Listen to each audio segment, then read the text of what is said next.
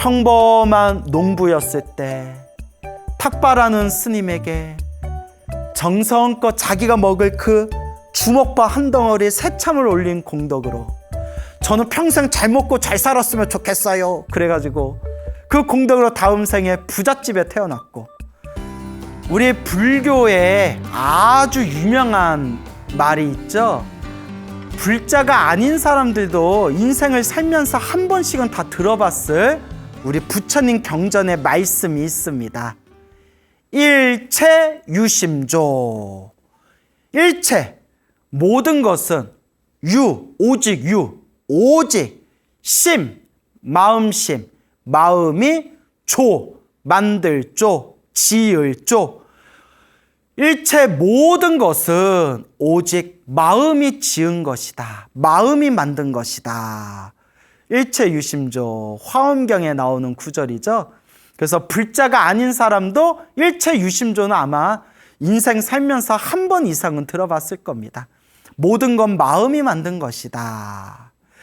자, 이 일체 유심조라는 가르침을 물론 우리가 불교적으로 깊게 해석하고 풀어보면 굉장히 이제 심오하고 함축적인 내용들이 나오지만, 오늘 여러분들에게 특별히 또 드리고 싶은 얘기는 내 마음자리, 모든 것이 다 마음이 만들었다. 그렇다면 모든 것의 뿌리인 이 마음자리에 씨앗을 잘 심어야 된다.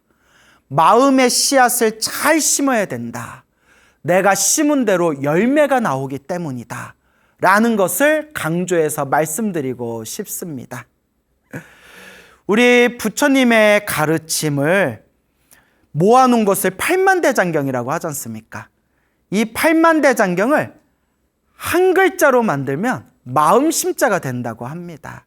그래서 이 마음에 대해서 연구하는 불교학의 한 종파를 유식학파라는 그런 불교 철학이 있을 정도로 불교에서는 이 마음이라는 것을 아주 중요하게 여기고 전문적으로 상세히 다루고 있습니다. 결국 이 마음, 내 마음자리에 의해서 내 앞에 펼쳐진 모든 인연, 일어나고 사라지는 모든 현상계가 결국 이 마음이 만들어낸 것이다 라는 것을 우리가 명심해야 됩니다. 부처님 당시에 있었던 일입니다. 부처님 당시에 어디 숲속에서 수행하고 있었던 그런 어떤 종교인이 있었다고 합니다. 어떤 종교인이 있었는데 사람들한테 굉장히 존경을 많이 받던 종교인이었다고 합니다. 그리고 그 숲속에 종교인이 살고 있는 곳에, 멀지 않은 곳에 큰 도시에 아리따운 여인이 살고 있었는데, 그 여인은 이제 몸을 파는 여자였다고 합니다. 몸을 파는 여인이었는데, 그래서 이제 유흥업소에서, 술집이나 유흥업소에서 웃음을 파는 여인이었다고 합니다. 그런데 어느 날, 한날 한시에 그 숲속에서 존경받던 그 종교인과 그 큰 도시에서 웃음을 팔고 술을 팔고 유흥을 즐기던 그 여인네가 한날 한시에 어느 날 갑자기 같이 죽게 되었다고 합니다. 이 소식을 들은 비구 스님들께서 부처님께 찾아가 이렇게 이야기했다고 합니다. 거룩하신 세존이시여, 저희가 마을에 탁발을 갔는데 그 도시에 마을이 시끌벅적한 겁니다. 왜 그러냐 했더니 한쪽에서는 평소에 존경받던 숲속의 그 종교인이 갑자기 세상을 떠나서 그분을 추모하는 그런 추모 행사를 준비하고 있었고, 또 한쪽에서는 그렇게 오랫동안 웃음을 팔고 술을 팔고 그렇게 유흥을 즐기던 여인이 또 갑자기 죽어가지고 또 거기서도 장례식 준비를 하고 있는 것을 저희가 보고 왔습니다. 부처님이시여, 그 숲속에서 존경받던 그 종교인은 아마도 하늘세계, 천상세계에 태어났겠죠. 그리고 평생 사람들에게 웃음을 팔고 술을 팔고 몸을 팔고 그렇게 유흥과 풍요 속에서 살았던 그 여인네는 죽은 뒤에 아마 사막도, 지옥이나 악이나 축생, 그런 어리석은 세계에 태어났겠죠? 라고 부처님께 아뢰니까 부처님께서 아니다. 그것이 아니다. 그렇게 겉모습으로만 판단해서는 안 된다. 이렇게 말씀을 하시더랍니다. 그러면서 부처님께서 하신 말씀이 그 숲속에서 겉으로 존경받던 그 종교인은 지금 저 축생, 동물로 축생으로 태어났고 수많은 사람들에게, 수많은 여인들에게 손가락질 받고 비난을 받았던 그 술집에서 일하던 그 여인네는 저 하늘 세계에 태어났다 라고 얘기를 하니까 제자들이 깜짝 놀란 거예요.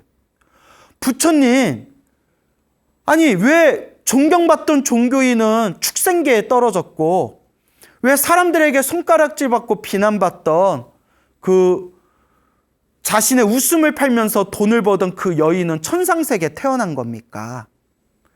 부처님이 말씀하시길 마음 따라 일어나고 마음 따라 사라지는구나 라고 말씀하면서 이런 속사정을 제자들에게 설법해 주셨다고 합니다. 그 숲속의 종교인이 마을에 내려올 때마다 가끔씩 그 웃음을 파는 술집 여인네와 마주치고는 했답니다. 그 술집에 웃음을 파는 여인네를 보면서 그 종교인은 마음속으로 부럽다. 나도 저렇게 살고 싶은데 나도 좀 놀면서 살고 싶다. 숲속에서 맨날 고행이나 하면서 맨날 재미도 없이 혼자서 돛 닦는다고 부럽다. 나도 저렇게 좀 즐기면서 욕망을 즐기면서 살고 싶구나 라는 어리석은 마음을 자꾸 일으켰고 그 술집의 여인네는 그 숲속에서 수행하면서 존경받는 그 종교인을 보면서 참으로 부럽다. 저분이 부럽다. 저렇게 나도 맑고 깨끗하게 수행하면서 살고 싶은데 나는 왜 이렇게 복이 없고 팔자가 드셀까? 나도 저렇게 맑고 깨끗하고 편안한 마음으로 살고 싶다 하면서 그렇게 이제 절에 열심히 다니고 보시도 하고 공양도 하면서 살았다는 겁니다. 이와 같이 평생을 살면서 어떤 마음의 씨앗을 심었냐에 따라서 숲속에서 살면서 겉으로 존경받던 그 종교인은 마음속으로 계속 나도 욕망을 누리면서 살고 싶다라는 어리석은 생각을 자꾸 일으켰던 마음의 그 에너지에 의해서 마음 따라 내가 이렇게 마음 따라 어리석은 축생계에 떨어지게 된 거고 저 종교인이 부럽다. 저 부처님 제자들이 부럽다. 저렇게 하루에 한 번 이 마을에 탁발하러 나오시는 저 비구 스님들의 맑고 깨끗한 저 모습이 참으로 부럽다 하면서 그렇게 거룩한 마음을 내던 그 술집 여인은 오히려 그 마음에 그 항상 맑고 깨끗하게 살고 싶다라는 그 거룩한 마음의 에너지의 힘에 의해서 오히려 죽은 뒤에 자신이 만들어 놓은 그 마음의 힘에 의해서 하늘세계에 태어나게 되었다라는 그런 불교설화가 전해지고 있습니다. 결국 일체유심조, 마음이 만든 것이다. 겉으로는 사람들에게 존경받는 종교인이었는지는 모르겠지만 그 숲속에 있는 종교인은 마음은 항상 뽕밭에 가 있는 거예요. 뽕밭에 가서 나도 저렇게 사실 욕망을 누리면서 살고 싶은데 그냥 주변 사람들 눈치도 있고 체면도 있어서 짜증나 막 이렇게 마음에 그리고 그 술집에 웃음을 파는 여인네는 내가 전생에 어떤 박복한 업보를 지어서 내가 지금 이렇게 살고 있을까? 하지만 내 마음만큼은 저렇게 맑고 깨끗하고 거룩하게 살고 싶구나라고 하면서 남몰래 복을 많이 짓고 그렇게 마음에 좋은 에너지를 많이 일으켰기 때문에 자기가 만든 이 마음의 에너지의 힘에 의해서 이와 같이 겉모습과는 상관없는 서로 다른 다음 생에 업보를 받게 되었다라는 그런 이야기가 되겠습니다. 그럼 여러분들은 지금 마음에 어떤 업의 에너지를 쌓고 계십니까? 지금 마음에 어떠한 마음의 씨앗을 한 알 한 알 심고 계십니까?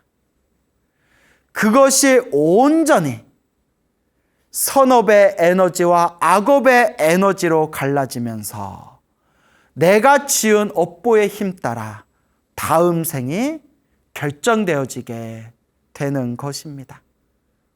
우리는 과연 지금 어떤 마음의 에너지를 일으키고 있는가?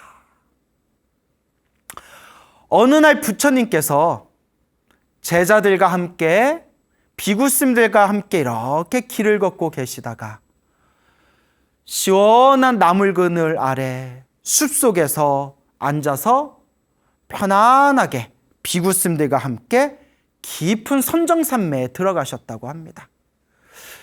그때 어디선가 살쾡이 소리가 쾅 하고 살쾡이 소리가 들리면서 살쾡이가 막 새들을 잡아먹고 있는 모습을 부처님께서 꿰뚫어 보시게 됩니다. 그때 부처님께서 나무 밑에 앉아있는 비구 스님들께 이렇게 이야기하십니다. 비구들이여, 저 살쾡이가 나무 위를 뛰어다니면서 새들을 잡고 있는 모습이 보이는가? 예, 세존이시여, 저 살쾡이가 이리저리 뛰어다니면서 새들을 노리고 있는 모습이 보입니다. 비구들이여, 저 살쾡이는 머나먼 과거 전생에 이 숲속에서 수행하던 수행자였다, 수도승이었다 라고 이야기를 하십니다. 비구스님들이 깜짝 놀래가지고, 아니 세존이시여, 부처님이시여, 머나먼 과거 전생에 이 숲속에서 수행하던 수행자였는데 왜 이번 생에 저렇게 살쾡이가 돼가지고 새들을 잡고 다니는 겁니까? 라고 했을 때 부처님께서 이와 같이 말씀하십니다. 그대들이여, 머나먼 과거 전생에 이 숲속에서 수행하던 한 수행자가 있었다. 이 수행자는 나무 밑에 앉아서 깊고 고요한 이 마음을 닦는 선정을 수행하고 있었다. 깊고 고요한 마음 상태에 들어가기 위해서 선정산매를 닦고 있었을 때 주변에 새들이 너무나 많아서 새들이 하루 종일 짹짹짹짹짹짹짹짹짹짹짹짹 하니까 수행자가 너무 시끄러워가지고 짜증이 났었다. 근데 사실 여러분, 수행이 안 돼서 짜증나는 거예요. 우리 다 경험해봤지만 여러분들도 다 경험해봤을 거예요. 수행이 잘 될 때는 옆에서 꽹가리를 쳐도 그게 귀에 잘 안 들어와요. 내 수행이 잘 될 때는 옆에서 꽹가리를 치고 북을 치고 노래를 불러도 거기에 내 마음이 그 귀의 소리에 뺏기지를 않습니다. 그런데 정말 공부가 안 될 때는 어디서 바람이 사르르락 사그라락 소리만 들어도 막 짜증이 나는 거예요. 그래서 꼭 공부 못하는 애들이 도서관, 독서실 가서 옆에서 책 넘기는 소리만 들어도 짜증나서 그 책 좀 살살 넘겨달라느니, 꼭 공부 못하고 집중 못하는 사람들이 꼭 독서실이나 도서관에 있으면 남이 이렇게 걸어다니는 소리에 신발 좀 천천히, 신발 끌지 말고 가느니 막 이렇게 막 시비를 많이 건대요. 그 독서실 총무하셨던 분들이 그런 얘기를 해요. 근데 정말 공부 잘하는 애들은 집중력이 뛰어나가지고 옆에서 떠들고 옆에서 노래를 불러도 거기에 일체 반응을 하지 않는데요. 그러니까 사실 안 들린대요. 그래서 여러분들도 그런 경우 있잖아요. 뭐 게임, 막 열심히 게임에 몰입하거나 재미난 드라마를 보거나 만화책 재미난 거 보고 있을 때 누가 문 열고 옆에까지 와도 전혀 못 들을 때가 있잖아요. 이 숲속의 수행자도 그날따라 수행이 안 됐나 봐요. 고요한 상태에 들어가려고만 하면 새들이 짹짹짹짹 짹짹짹짹 짹짹짹짹 하니까 짜증이 이빠이 짜증이 나가지고 이렇게 화를 냈답니다. 내가 저놈의 새들 때문에 수행을 못하겠다. 내가 언젠가 살쾡이가 돼서 저놈의 새들을 다 물어 죽여버려야겠다 라고 악심을 품었대요. 수행자의 한 생각은 무섭습니다, 여러분.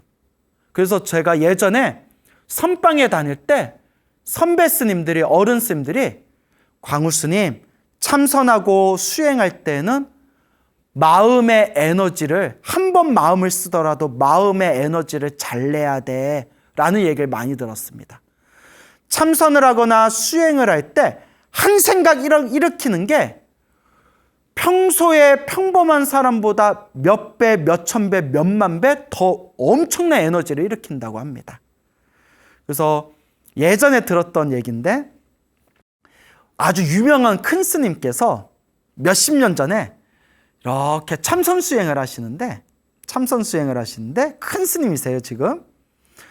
그 당시에는 바나나가 귀했잖아요. 옛날에 바나나가 엄청 비쌌댔잖아요. 그래서 지금에 뭐 바나나 뭐 마트 가면 그냥 굴러다니는 게 바나나지만 옛날에는 정말 부의 상징이었대요, 바나나가. 그래서 바나나 못 먹는 사람들이 바나나 먹고 싶어서 바나나 우유를 먹었대요. 뭐 저도 들은 얘기인데 하여튼 옛날에 엄청 귀했다고 합니다. 저보다 어르신들은 더 잘 아시잖아요. 그날따라 스님이 이상하게 그렇게 바나나가 먹고 싶더래요. 그 참선하면서 바나나, 왜 이러지? 딱 참선하다가 바나나, 내가 왜 이러지 오늘따라? 왜 이렇게 바나나가 땡기지? 그러니까 참선하면서 마음에서 바나나가 자꾸 이렇게 떠오르더래요. 바나나 먹고 싶다. 왜 이러지? 근데 옛날엔 바나나가 너무 귀해가지고 법당에도 바나나 올라오기가 쉽지가 않았대요. 그렇게 아침에 이렇게 수행을 하고 바나나 하다가 그 다음날 사시불공 들어가려고 가사장사 믿고 법당에 딱 들어갔는데 불단에 바나나가 쌓여 있더래요. 그때 스님께서 어제 내가 참선하면서 그 바나나 그 한 생각, 한 마음이 탁 나온 게 오늘 내가 바나나를 먹을 수 있는 그 인연으로 이 바나나가 들어왔구나. 라는 그런 얘기가 있었대요. 그러니까 누가 이 얘기 듣고 그러면 참선하면서 로또 하면 로또 당첨되냐? 또 이렇게 얘기하신 분도 계셨는데 나야 모르죠. 나도 들은 얘기인데 그냥. 하여튼 중요한 거는 한 생각, 한 마음. 근데 저도 그런 경험을 몇 번 할 때가 있었거든요.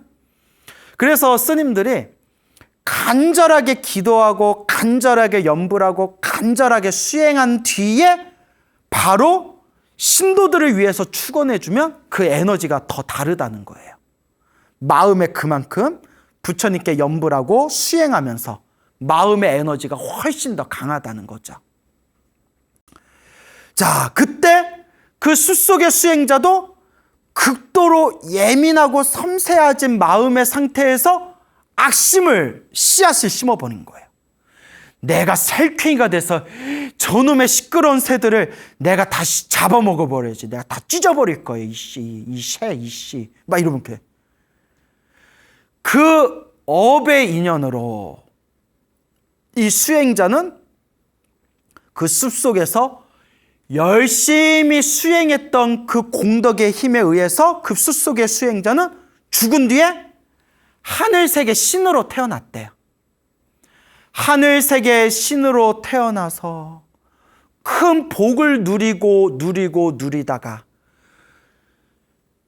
숲속에서 수행했던 그 복을 다 쓰고 난 뒤에 다시 뚝 떨어지는데, 그때 수행하면서 품었던 그 악심, 마음의 그 씨앗 하나, 내가 살쾡이가 돼서 저 새들을 다 찢어버려야지 라고 했던 그 하나의 씨앗의 인연의 힘에 의해서 그 마음의 에너지의 힘이 지금 이번 생 저 살쾡이로 태어나서 그 과거 전생에 자기가 품었던 그 마음의 그 에너지대로 저 새들을 물어 죽이고 있는 것이다.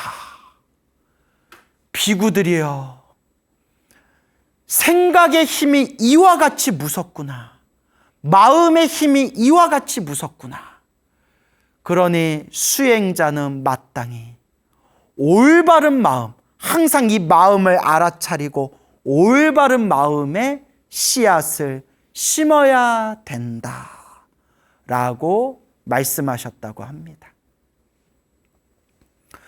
우리가 시작 없는 옛적부터 지금까지 살아오면서 몸과 말과 생각으로 얼마나 많은 업을 지으면서 지금까지 우리가 태어나고 죽고 태어나고 죽음을 반복했을까요? 참으로 어렵고 어려운 일입니다.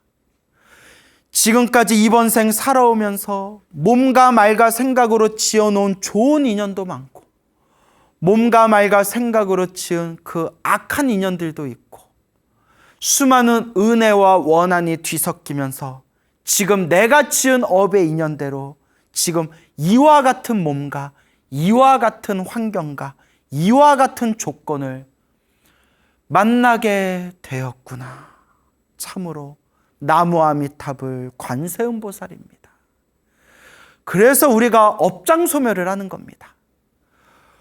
거룩하신 불보살님, 제가 시작 없는 옛적부터 알고 지었건 모르고 지었건 몸과 말과 생각으로 지은 그 나쁜 그 모든 업을 모두 다 참회합니다.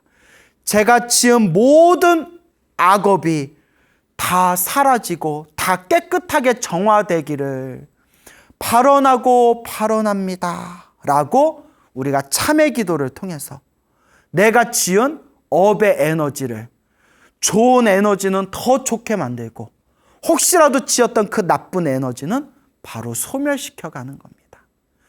그래서 여러분, 원력이 중요합니다. 원력. 발언이라고도 하고 서원이라고도 하고 원력이라고도 합니다. 이 우주가 무너지고 이 세상이 무너져도 끝까지 흔들리지 않는 나만의 중심이 되는 원력. 내가 몸뚱아리가 다 흩어지고 내 숨이 끊기고 내 목숨이 사라져서 다음 생 새로운 몸을 받더라도 한결같이 중심을 잡을 수 있는 뿌리가 되는 원력, 그 원력이 있어야 됩니다. 그 원력의 힘이 나의 중심을 딱 잡아주고 내 원력의 힘이 강하면 강할수록 내가 지은 업력, 내가 지은 업의 힘을 원력의 힘으로 혹시라도 내가 지은 그 나쁜 업의 힘을 그렇게 원력의 힘으로 그것을 누를 수가 있는 겁니다. 원력이 중요합니다. 그러면 우리 불자들은 어떤 원력을 지녀야 될까요? 어떤 원력을 갖춰야 될까요? 그래서 제가 불자님들께 늘 귀가 따갑도록 늘 불자님께 강의하면서 늘 불자님들한테 강조하는 이야기가 있습니다. 우리가 인생을 살아가면서 우리가 절에 다니면서 우리가 부처님께 기도하면서 소원이 있으면 부처님께 소원을 빌어라. 아니, 부처님 경전에도 나와요. 관세음보살 보문품이나 지장경이나 약사경이나 수많은 경전에 힘들고 괴로울 때 불보살님을 불러라. 간절하게 원하는 일이 있을 때 불보살님을 불러라 라고 경전에, 대승경전에도 나오잖아요. 단 내가 개인적인 소원이 있어서 부처님 저 잘되게 해주세요. 우리 남편 잘되게 해주세요. 우리 자식 잘되게 해주세요. 우리 가족 잘되게 해주세요. 저 돈 많이 벌게 해주세요. 저 승진되게 해주세요. 우리 자식 좋은 가정 이루게 해주세요. 제 소원이 꼭 이루어지게 해주세요. 하고 싶으면 해라. 괜찮아요. 하고 싶으면 하세요. 단 어떤 기도를 하든 기도의 마지막 마무리는 반드시 사홍서원으로 마무리해라. 사홍서원. 모든 중생 다 제도하게 했습니다. 모든 법문 다 배우게 했습니다. 모든 번뇌를 다 끊겠습니다. 불도를 반드시 이루게 했습니다. 이 사홍선이 모든 불보살님의 수백 가지 원력을 네 가지로 요약하면 바로 사홍선이 됩니다. 중생을 다 건지오리다.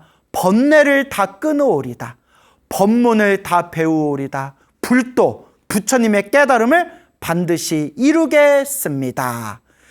이 사홍선을 한 문장으로 만들면 차타일시 성불도, 원공법계 제중생 차타일시 성불도, 원하옵건대 이 모든 우주에 모든 중생 다 함께 나와 남이 일시에 성불하여 지이다.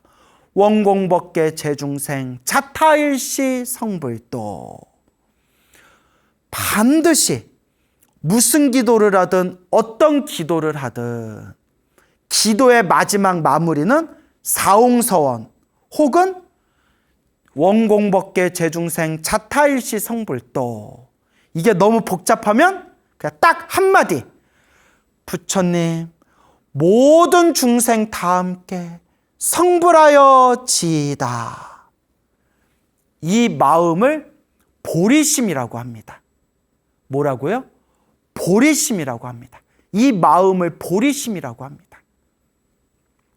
수많은 대승경전가, 수많은 큰 스님 법문에 이와 같은 보리심을 한 번만이라도 제대로 일으키면 그 중생은 절대 사막도에 떨어지지 않는다. 어떤 중생이 이 보리심을 일으킨 것만 하더라도 이 세상에 헤아릴 수 없는 크나큰 선업과 공덕을 얻게 된다.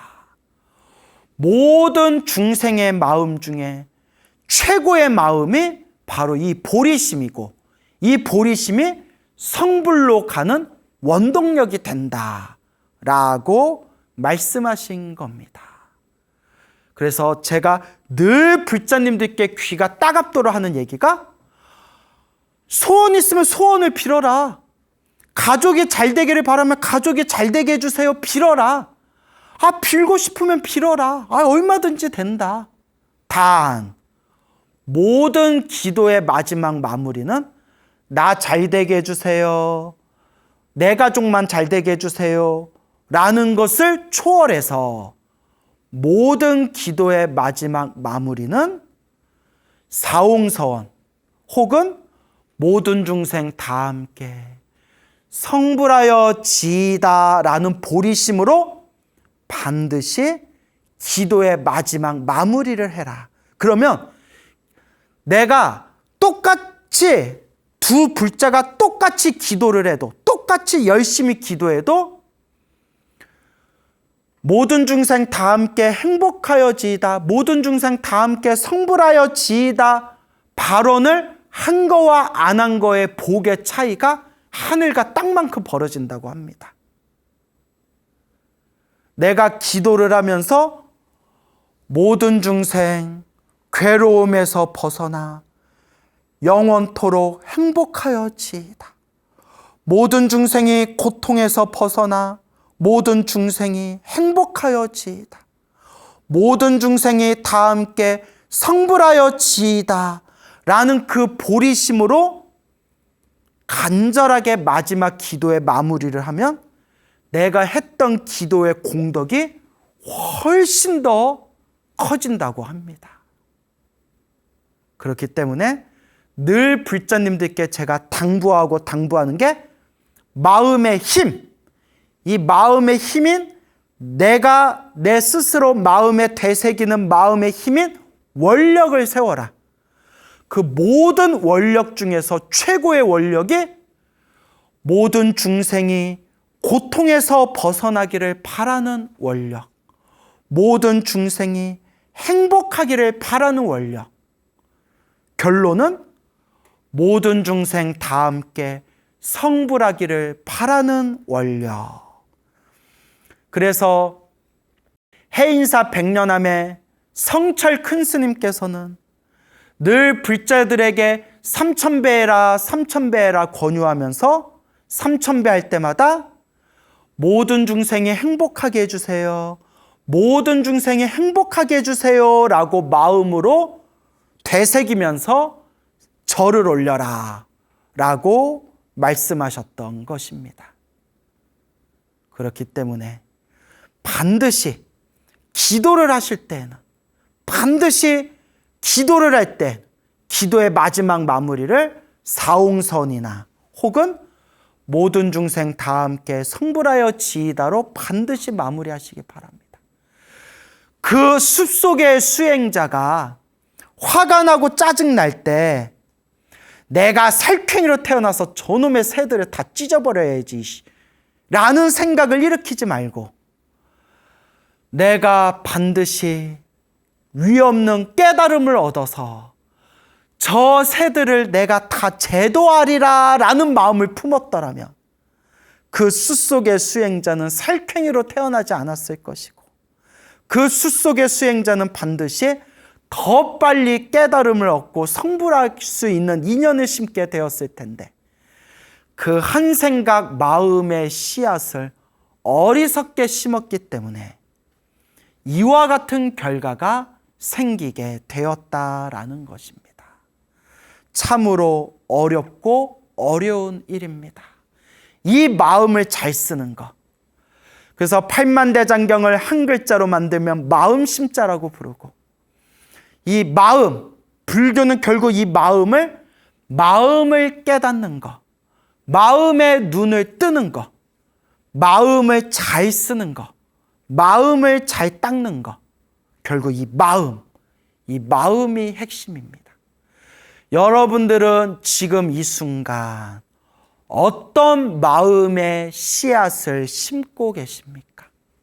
우리는 늘 복의 씨앗, 선업의 씨앗, 공덕의 씨앗을 심을 수 있도록 노력해야 됩니다. 늘 마음자리에 염불의 에너지가 꽉 찰 수 있도록 염불하고 또 염불할 뿐입니다. 그래서 제가 요새 많이 느끼는 건데 염불도 결국 습관입니다, 여러분. 옛적에 어떤 큰 스님이 계셨습니다. 옛적에 어떤 큰 스님이 계셨는데 이 큰 스님께서 이렇게 이제 수행을 하시다가 당신의 머나먼 과거 전생을 보게 되었다고 합니다. 머나먼 과거 전생을 보게 되었는데 이 큰 스님께서 머나먼 과거 전생에 그냥 평범한 농부였다고 합니다. 이 평범한 농부였을 때 그때 지나가는 탁발스님이 있어서 그 탁발스님한테 자기가 먹을 새참을 이렇게 공양 올렸다고 합니다. 그래서 새참을 이렇게 공양 올리니까 그 지나가던 그 스님이 아이고 우리 농사 짓는 분께서 본인도 배가 많이 고프실 텐데 이렇게 귀한 간식을 나눠주시니 이 공덕으로 소원 성취하십시오 라고 했답니다. 그러니까 이 농부였던 이 농부가 아유 스님 제 소원이 있다면 그냥 평생 잘 먹고 잘 사는 게 제 소원입니다 라고 빌었다고 합니다. 평생 잘 먹고 잘 사는 게 제 소원입니다. 그리고 아니나 다를까 다음 생에 그 지나가는 탁발하는 탁발승에게 자기가 먹을 새참을 공양 올리면서 제 소원은 잘 먹고 잘 사는 게 소원입니다. 그 한마디의 그 원력 때문에 다음 생에 부잣집 아들로 태어났다고 합니다. 그런데 앞불사, 부잣집 아들로는 태어났지만 전생에 지어놓은 지혜가 없어서 평생을 호의호식하면서 욕심 따라 욕망 따라 등 따숩고 배부르고 이것저것 쾌락을 즐기면서 살았다고 합니다. 그렇게 살다가 죽은 뒤에 축생으로 태어났다고 합니다. 짐승으로 태어났다고 합니다. 축생으로 태어났는데 왜 축생으로 태어났느냐? 부잣집 아들로 태어나서 평생 부자로 살면서 지혜를 닦지 않고 욕망만을 추구하고 즐거움만 누리면서 어리석은 삶을 살았기 때문에 축생으로 태어났는데, 그나마 다행인 것이 지나가는 탁발하는 스님에게 공양 올렸던 그 공덕의 힘이 남아서 절에서 키우는 개로 태어났다고 합니다. 그나마 절에서 키우는 개로 태어나서 비록 몸은 개로 태어났지만 태어날 때마다 매일매일 스님들 연불 소리를 듣고 스님들 법문 소리를 듣고 맨날 절을 뛰어다니면서 맨날 보는 게 부처님 불상이고 스님들의 모습이다 보니까 그 절에서 자란 개가 그 절에서 연불을 듣고 법문 듣고 스님들을 보고 불상을 보면서 그 마음의 에너지에 의해서 다음 생에는 스님으로 태어나게 되었다고 합니다. 그렇게 스님으로 다시 태어나서 스님이 된 인연공덕으로 열심히 수행하고 수행해서 지금의 이 큰 스님의 모습으로 다시 이제 이 몸을 받게 되었다라는 것을 꿰뚫어 보셨다라는 그런 불교설화가 전해지고 있습니다. 평범한 농부였을 때 탁발하는 스님에게 정성껏 자기가 먹을 그 주먹밥 한 덩어리 새참을 올린 공덕으로 저는 평생 잘 먹고 잘 살았으면 좋겠어요. 그래가지고 그 공덕으로 다음 생에 부잣집에 태어났고 평생 부자로 살아가면서 쾌락과 즐거움만을 누렸던 어리석은 그 에너지의 힘에 의해서 그 다음 생에는 축생, 개로 태어났지만 그래도 스님에게 공양 올렸던 그 공덕의 힘에 의해서 개로 태어났지만 절에서 키우는 개로 태어나 절에서 자라면서 부처님 연불소리 들으면서 결국 개 몸을 벗고 스님으로 태어나게 되었고 스님으로 태어나 열심히 수행했던 공덕의 힘으로 그 다다음 생에는 다시 그런 큰 스님, 사람들에게 널리 법을 펼치는 큰 스님이 되었다. 아, 이 인연법이 참으로 묘하고 묘하도다. 여러분들은 지금 마음에 어떤 인연의 씨앗을 심고 계십니까?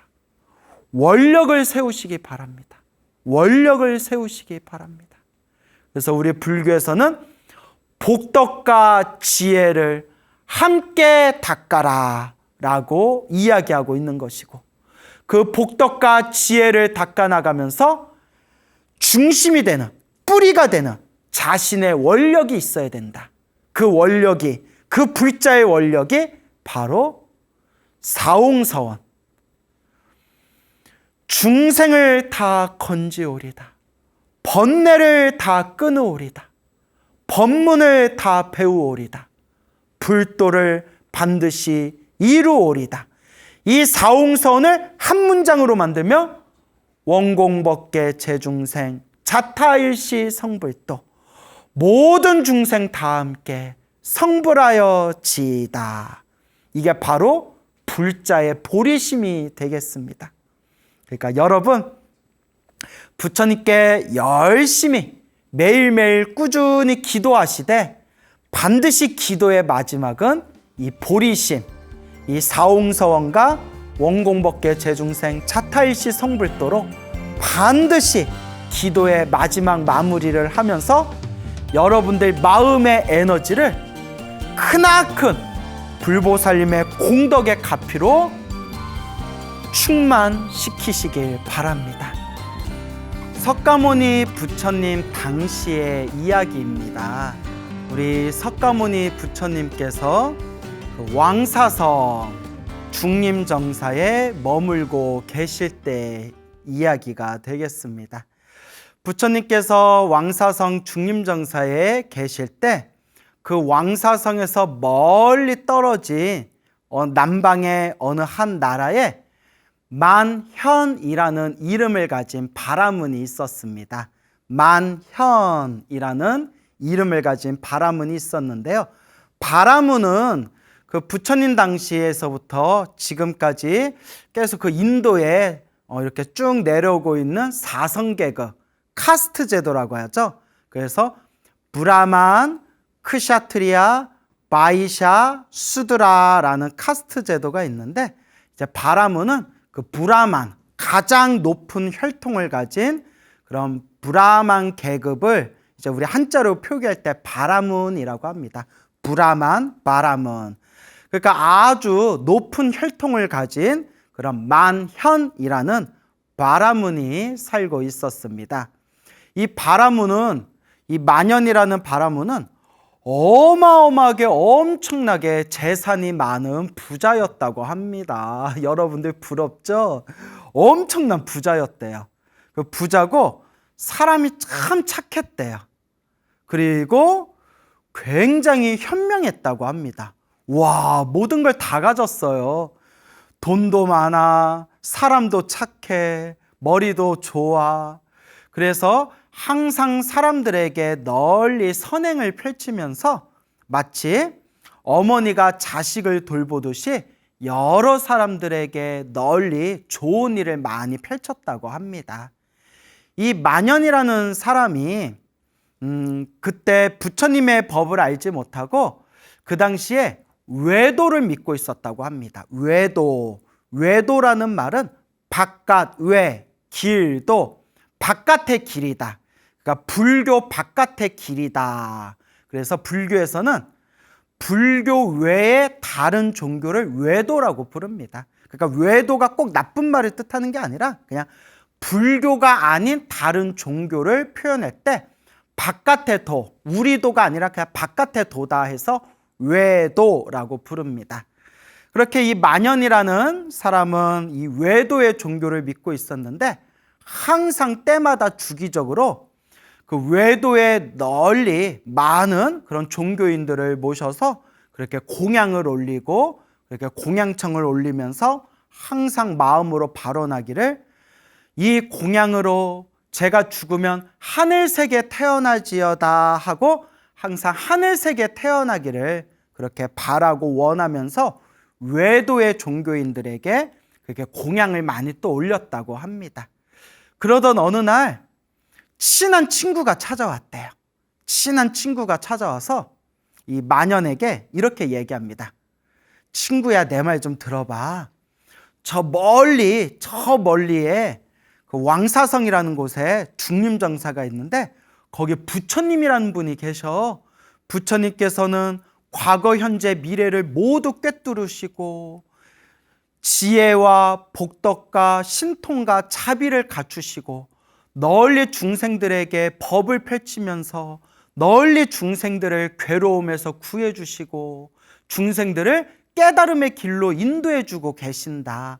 정말 부처님은 위대한 분이다 라고 그렇게 이제 그 친구가 만현에게 그 부처님에 대해서, 부처님의 위대한 공덕에 대해서 막 이제 썰을 풀게 됩니다.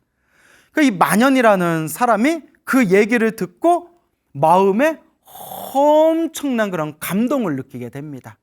그러니까 여러분, 부처님이라는 분에 대해서 이야기를 듣고 마음에 감동을 느낄 수 있다는 것 자체가 이미 과거 전생에 성근이 있는 사람이에요. 착할선, 뿌리 익은 이미 성근이 있는 사람이다. 그래서 이 만연이라는 사람이 너무나 부처님을 뵙고 싶은 거예요. 너무나 부처님을 뵙고 싶고 부처님께 공양을 올리고 싶은 거예요.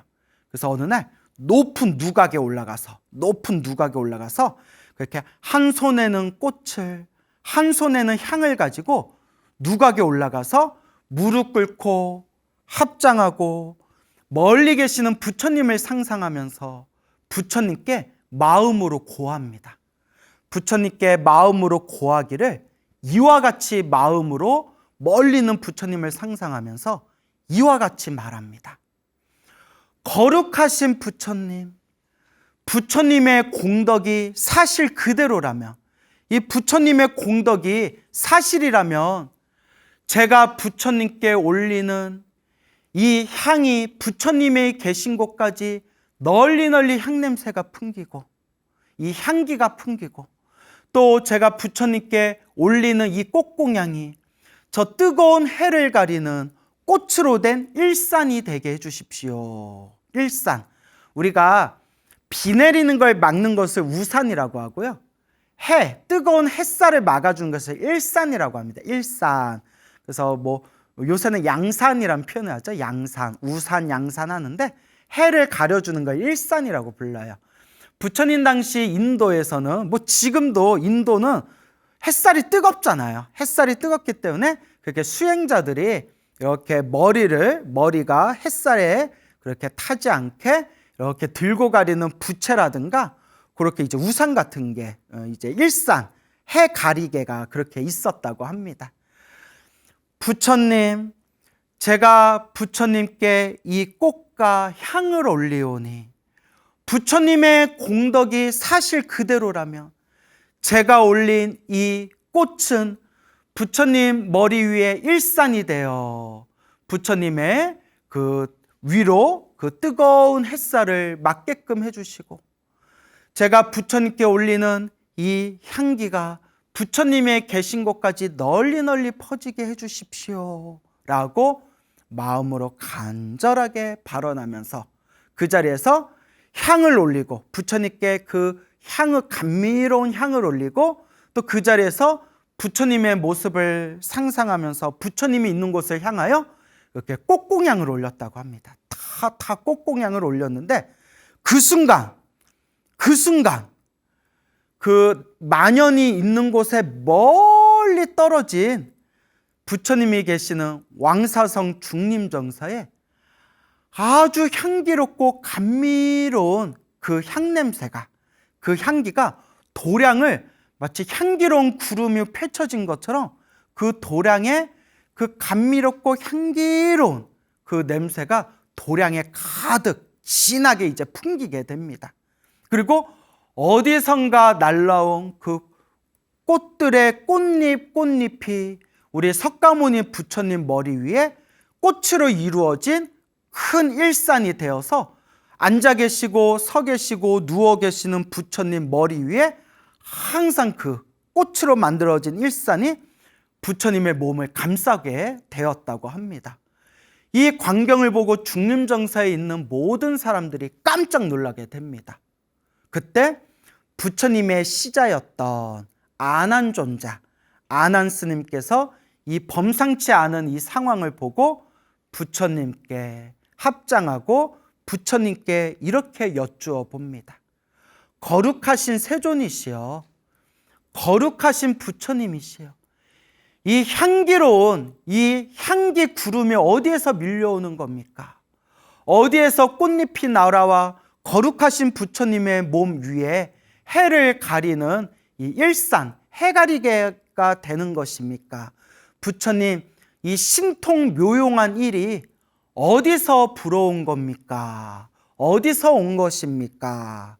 그때 부처님께서 아난스님과 그 자리에 있는 수많은 비구 스님들에게 이와 같이 말씀하십니다.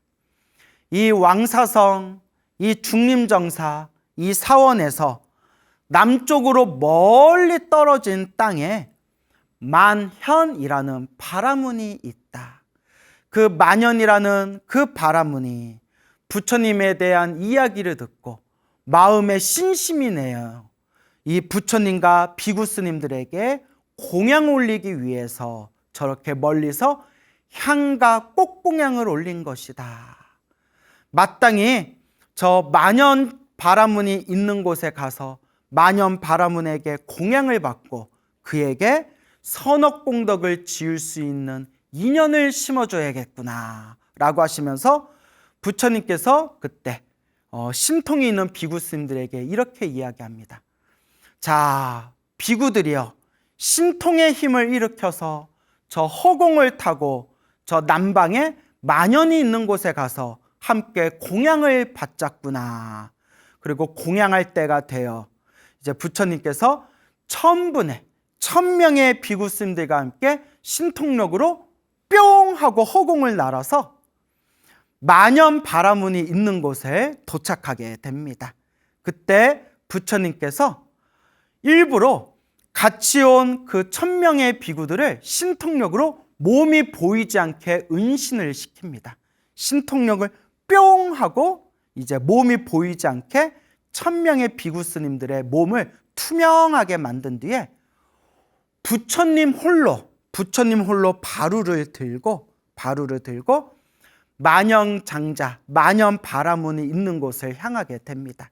그때 때마침 부처님께서 1000분의 비구 스님들과 함께 공양청을 받으러 오신다라는 이야기를 먼저 들은 이 만연이 500명의 사람들과 함께 만반의 준비를 하고 부처님이 오실 때까지 공양을 준비하고 500명의 사람들과 이렇게 정성스럽게 기다리고 있었습니다. 그때 저기서 부처님께서 바루를 들고 뚜벅뚜벅 걸어오시는데 그 거룩한 상호가 마치 100가지, 1000가지, 100,000가지의 수많은 태양이 환하게 빛나는 것처럼 맑고 깨끗하고 환하고 찬란하게 그런 모습으로 석가모니 부처님께서 바루를 들고 뚜벅뚜벅 걸어오시는 겁니다. 그때 그 자리에 있는 이 만연가, 그 자리에 있는 500명의 사람들이 다 함께 마음에 엄청난 그런 기쁨과 환희심을 느끼게 됩니다.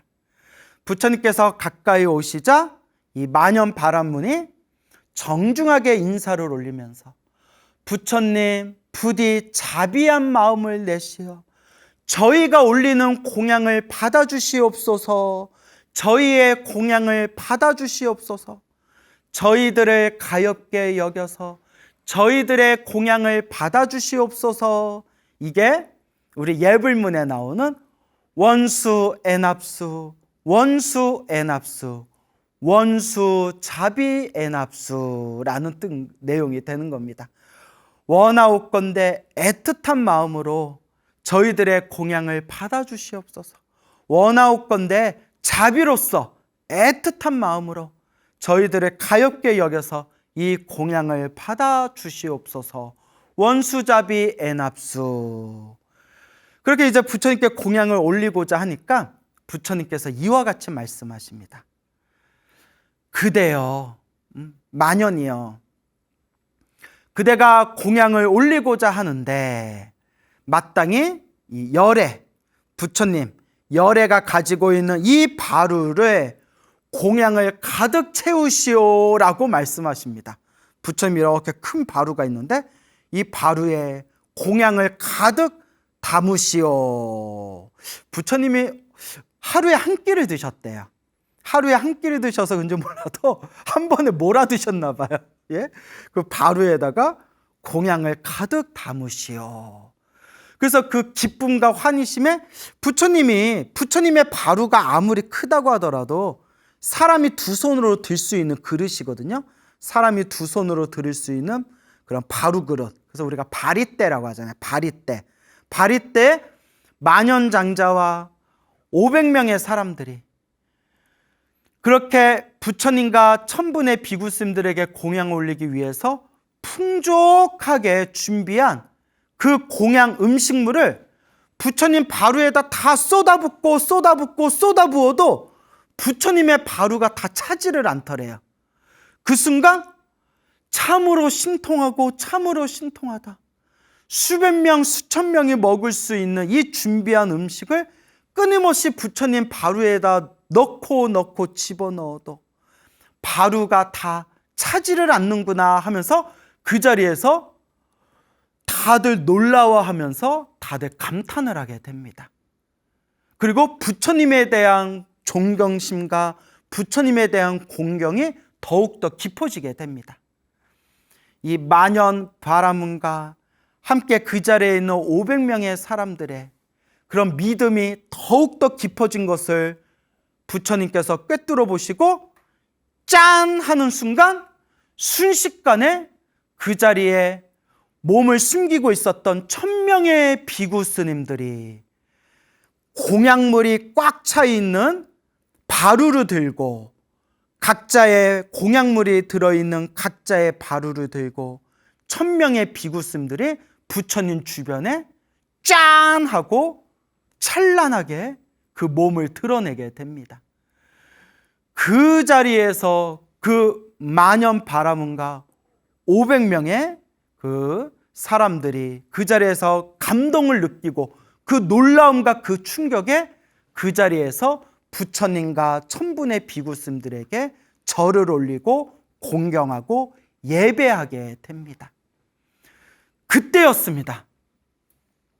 항상 외도의 종교인들, 외도의 수행자들에게 항상 공양 올리고 공양청을 하면서 늘 하늘세계에 태어나기를 늘 발언하던 그 만연 바람은, 이 만연 장자가 가슴에 헤아릴 수 없는 엄청난 무량한 기쁨과 환희심이 솟구치면서 그 자리에서 그 감동의 전율에 온몸에 그 기쁨과 환희를 느끼며 그 자리에서 부처님께 머리가 땅바닥에 닿도록 오체투지의 예배를 올립니다. 부처님, 부처님, 부처님, 부처님 예배를 올리면서 석가모니 부처님 발 아래 무릎 꿇고 합장하고 머리를 조아리면서 다음과 같이 발언합니다. 거룩하신 세존이시여, 거룩하신 부처님이시여, 제가 부처님께 정성스럽게 올린 이 보시하는 음식의 공덕으로, 이 지금 이 순간 공양의 공덕으로 머나먼 미래 세상 눈이 어두운 자는 밝은 눈을 얻게 하고 귀할 곳이 없는 자는 귀할 곳을 얻게 하고 보호받지 못한 자는 보호를 얻게 하고 해탈을 얻지 못한 자는 해탈을 얻게 하고 평온하지 못한 자는 평온을 얻게 하고 열반에 이르지 못한 자는 열반을 얻게 하여지이다 라고 거룩하신 부처님 발 아래 간절하게 발언을 합니다. 간절하게 발언을 합니다. 눈이 어두운 자는 밝은 눈을 얻게 하고 귀하지 못한 자는, 귀할 곳을 얻지 못한 자는 귀할 곳을 얻게 하고 보호받지 못한 자는 보호를 얻게 하고 해탈을 얻지 못한 자는 해탈을 얻게 하고 평온을 얻지 못한 자는 평온을 얻게 하고 저 깨달음의 세계, 깨달음의 세계 열반에 이르지 못한 자는 열반에 이르게 하여지이다 라고 부처님 앞에서 간절하게 발언하는 순간 부처님께서 환하게 미소를 지으시는데, 부처님이 미소를 지으실 때 부처님 입에서 오색 광명, 5가지의 찬란한 5가지 색깔의 광명, 오색 광명이 온 세상을 뒤덮고 온 세상을 뒤덮은 그 광명이 다시 세 겹으로 부처님의 몸을 감싼 뒤에 다시 부처님의 정수리 안으로 그 빛이 들어갔다고 합니다. 그 순간 그 자리에 있는 수많은 사람들이 다들 기쁨과 환희에 그러한 감동을 느끼고 있을 때 옆에 있는 시자였던 아난 스님께서 부처님께 이렇게 여쭤봅니다. 부처님은 평상시에 함부로 쉽게 웃음을 보이지 않으십니다. 그런데 지금 어찌하여 그렇게 환한 미소를 지으십니까? 그때 부처님께서 이와 같이 말씀하십니다. 아난이여, 그대여, 저 만연 바라문이 올린 이 공양을 보았는가? 예, 보았습니다. 이 공양을 올린 저 만연 바라문의 저 발언을 들었는가? 예, 들었습니다.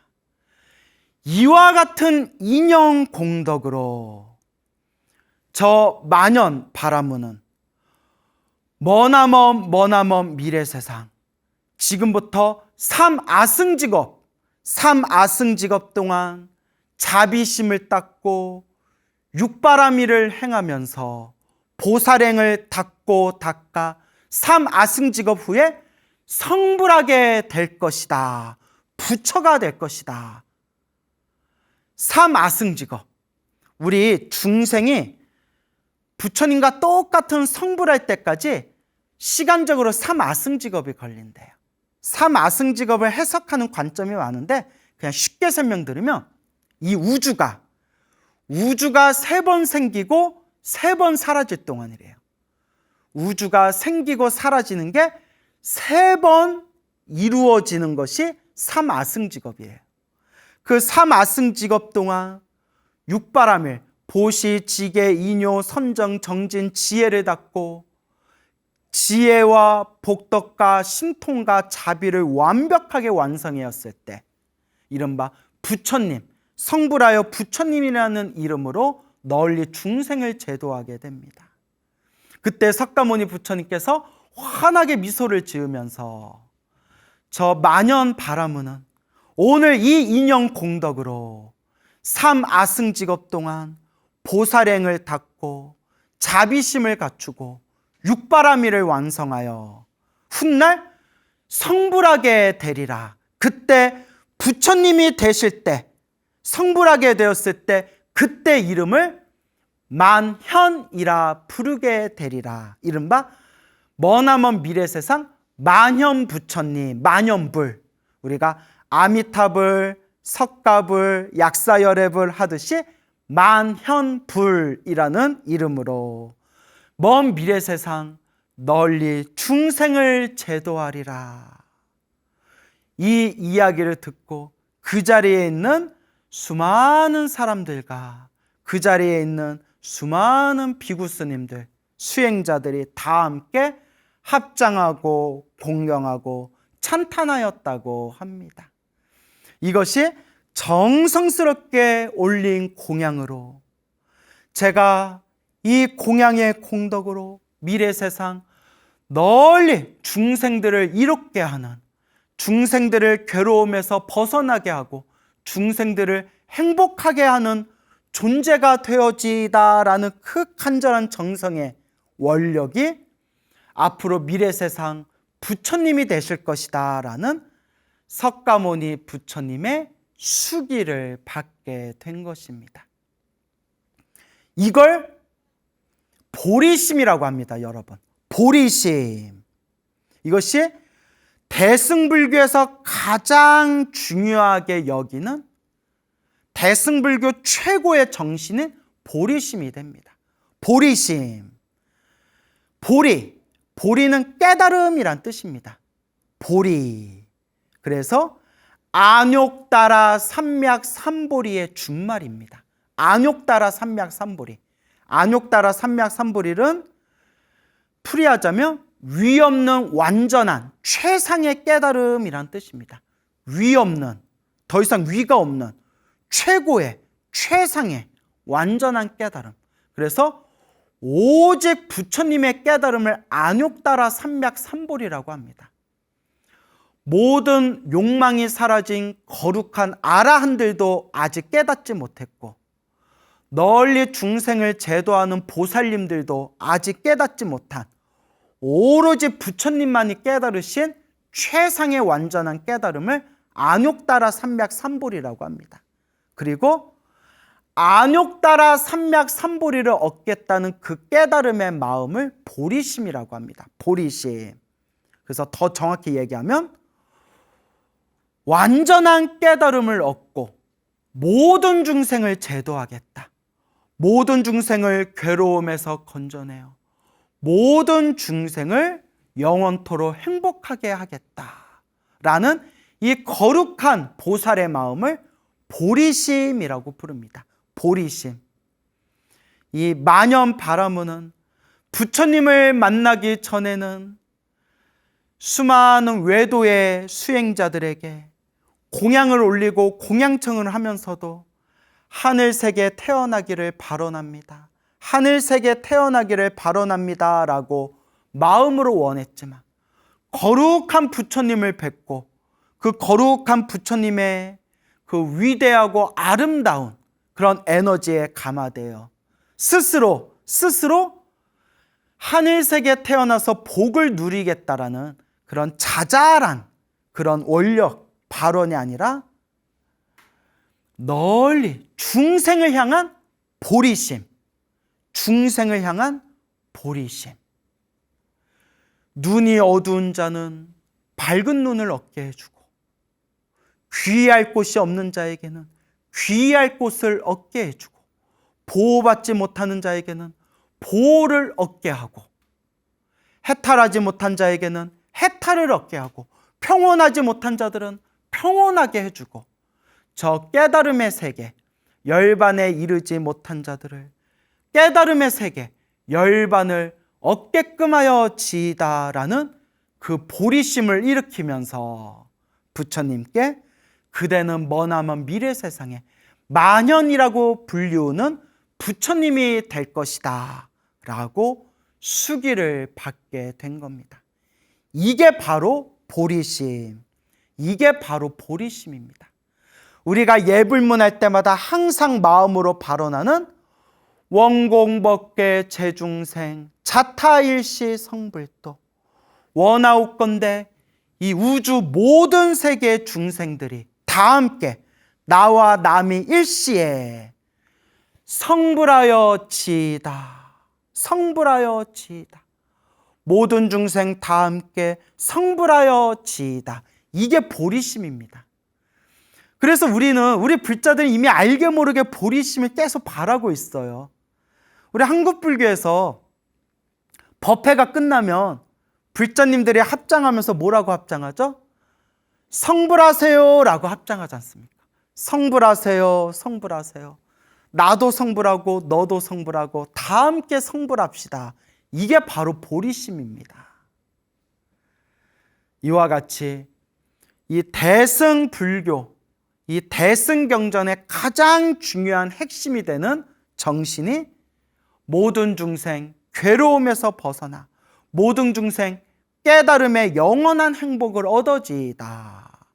모든 중생 다 함께 성불하여 지이다. 원공법계 제중생 차타일시 성불도. 이게 우리 부처님 대승 가르침의 가장 중요한 정신이 되겠습니다. 부처님 당시의 일입니다. 석가모니 부처님 당시에 석가모니 부처님께서 공양할 때 같아요. 그때 여러 비구 스님들과 함께 그 성에 들어가 탁발을 하셨습니다. 바루를 들고 탁발을 하시면서 자연스럽게 그때 어느 한 신도 거사의 집에 이제 석가모니 부처님께서 이제 그곳을 찾으시게 되었습니다. 그 신도인 거사의 집은 그 거사의 이름이 사자였다고 합니다. 사자라는 이름의 거사였고 그 거사에게 며느리가 있었는데 그 며느리의 이름이 명칭이었습니다. 이름이 명칭이라는 이름을 가진 그런 며느리가 있었습니다. 이 사자라는 이름의 거사가 부처님께서 탑발을 하기 위해서 집에 오신 걸 보고 거룩하신 부처님이 오시는구나. 그래서 집안 식구들에게 부처님을 공경스럽게 정중하게 모시도록 집안 사람들에게 이제 부처님을 모시게끔 합니다. 부처님의 환하고 맑고 깨끗한 그런 모습을 보고 부처님을 옆에서 이렇게 모시고 시중하던 그 명칭이라는 이름의 며느리가 엄청난 기쁨과 감동을 느끼게 됩니다. 그리고 시어머니에게 가서 시어머니에게 이렇게 묻습니다. 어머니, 어떻게 해서 부처님은 저렇게 몸매가 아름다우십니까? 어떻게 저렇게 맑고 깨끗하고 아름다운 몸을 갖추고 계시는 겁니까? 부처님은 어쩜 저렇게 몸이 아름다우십니까? 그때 시어머니가 며느리에게 이렇게 이야기합니다. 너도 지금 저 부처님처럼 위대한 마음을 일으키고 넓고 큰 위 없는 마음을 일으키고 그렇게 너도 수행을 한다면 저렇게 우리 부처님처럼 아름답고 깨끗한 몸을 얻을 수 있게 될 것이다. 그 말에 감동을 받습니다. 그 며느리가 그 말에 감동을 받고 시어머니의 허락을 받은 뒤에 자기가 가지고 있는 재물을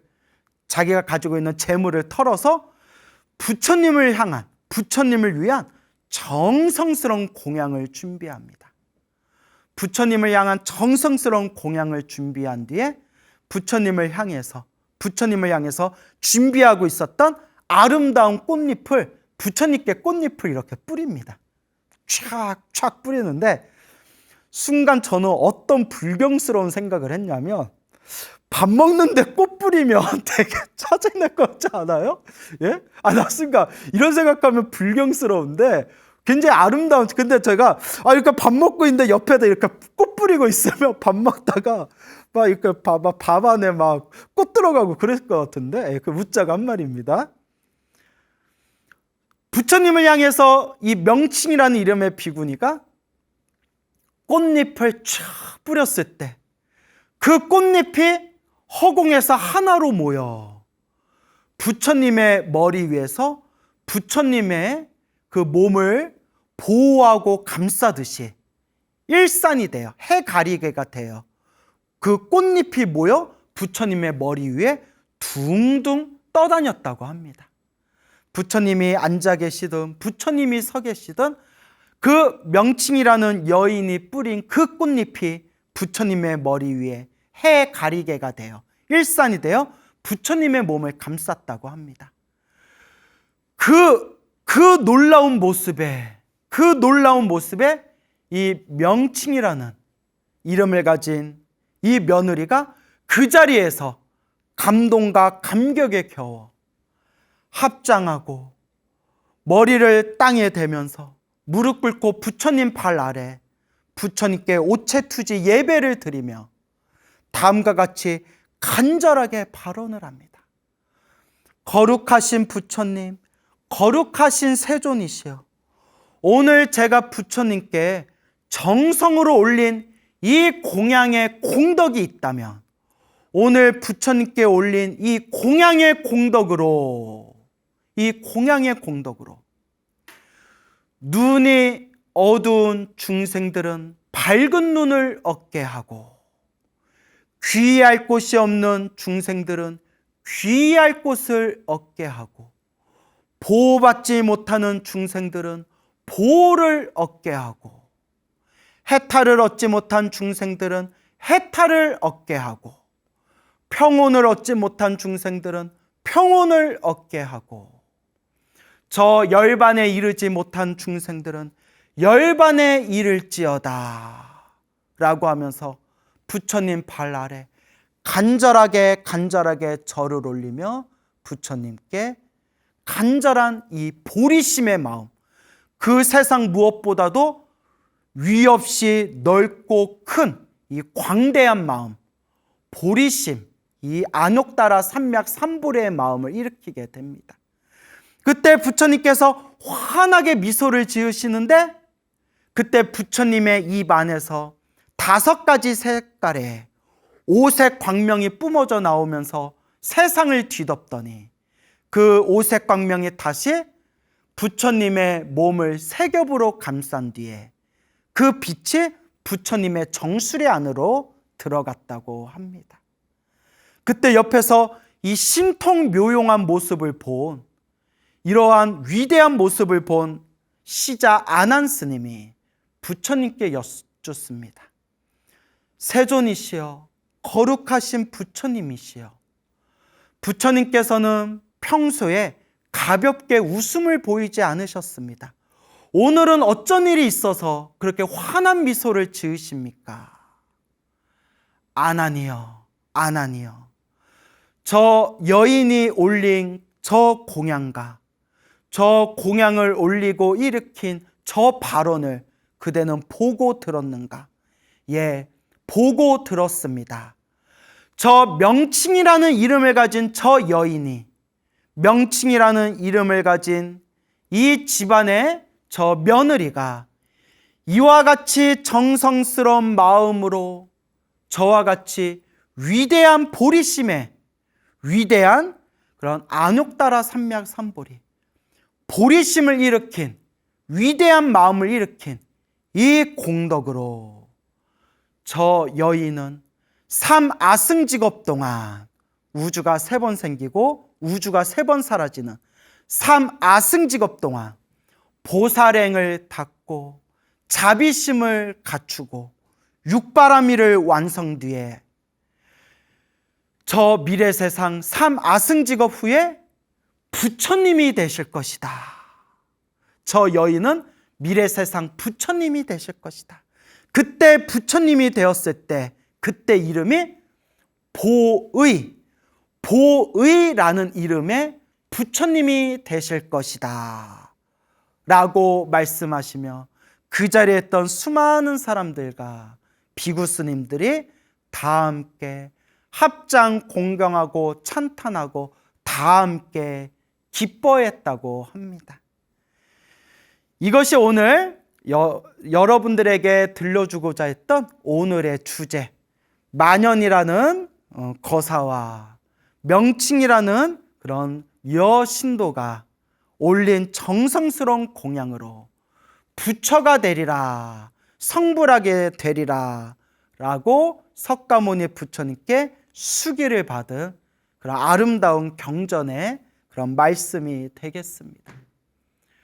어떻게 많이 느껴지는 게 있으십니까? 우리 불자들이 이렇게 절에 다닙니다.